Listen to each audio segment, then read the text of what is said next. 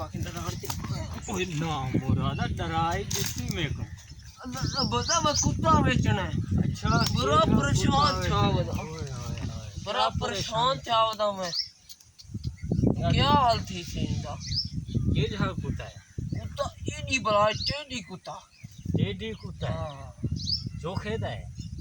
तेरे वास्ते 15 रुपए का आपको एजा कुत्ता चाहिए है जेड़ा फसल पाड़ी है नुकसान थी ने ना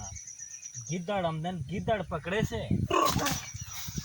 कुत्ता के गिद्दड़ के ये बगला पक्के अच्छा भला अच्छे का कुत्ते को कुत्ता इने खाना आसी अच्छा कुत्ता कार ते चाहते हैं कार पे भला कुत्ता चावने चोरी चोरी चाह सखावत नहीं अपना फिरा जी हाँ मुंह दा कुत्ता बजा पांदी की केड़ दो अच्छा वो तो ये बड़ा कौन आ गया? चरसियो मेरा कुत्ता चोरी था क्या को पता है